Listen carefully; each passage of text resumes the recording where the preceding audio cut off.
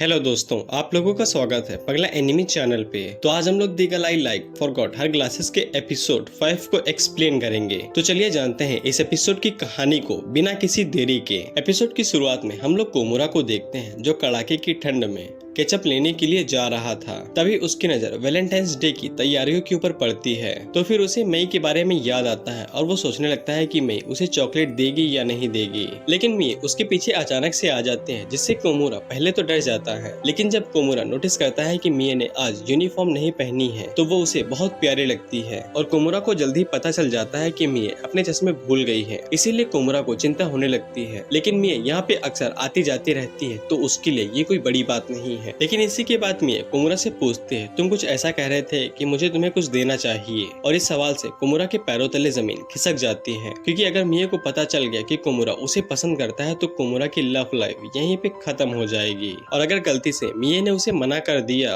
फिर तो वो कहीं का नहीं रहेगा। और वहाँ का माहौल भी कुछ ऐसा था कि मिए को जल्द ही पता चल सकता था। लेकिन ये एक अच्छी बात थी कि मिए ने चश्मे नहीं पहने थे, इसीलिए उसे कुछ भी दिखाई नहीं देता है। और कोमुरा इसी का फायदा उठा के उसे कन्वीनियंस स्टोर में ले आता है। और हमें यहीं पे पता चलता है कि मिएसा अपने लिए मेयोनीज और कोमुरा केचप लेने के लिए आया था, जो उन दोनों को किसी तरह से एक मैरिड कपल की तरह दिखा रहा था। और कोमुरा को तो पूरा यकीन हो जाता है कि आज तो भगवान उसी की तरफ है। लेकिन तभी मिए उसे वैलेंटाइन की चॉकलेट्स दिखाती है, जिससे कोमुरा को यकीन हो जाता है कि भगवान उसका दुश्मन है। और इसके बाद ही मिए कोमुरा से फिर से पूछने लगती है कि तुम मुझसे क्या चाह रहे थे। अब तो कोमुरा भगवान को बस गाली ही देने वाला था। लेकिन तभी उसे पता चलता है कि बगल में ही एक शॉप वर्कर खाने को टेस्ट करवा रही है और कोमुरा इसी चीज का फायदा उठाने को सोचता है। लेकिन उसकी किस्मत उसके कुछ ज्यादा ही खिलाफ थी, इसीलिए वो शॉप वर्कर भी वैलेंटाइंस डे चॉकलेट चेक करवा रही थी। इसके बाद मिए जाके उन चॉकलेट्स को चेक करती है और वो को वर्कर मिए को बताने ही वाली थी कि ये सारी चॉकलेट वैलेंटाइंस डे चॉकलेट हैं। लेकिन तभी कोमुरा उसे बीच में रोक देता है और वहाँ से एक चॉकलेट खरीद के चला जाता है। और वो मिए का हाथ गलती से पकड़ लेता है और उसे अपने साथ लेके जाता है। लेकिन जब उसे एहसास होता है कि उसने मिए का हाथ पकड़ लिया है तब वो उसका हाथ छोड़ के उससे माफी मांगता है। लेकिन मिए कोमुरा को बताती है कि उसका हाथ काफी गर्म है, बल्कि मिए का हाथ काफी ठंडा है।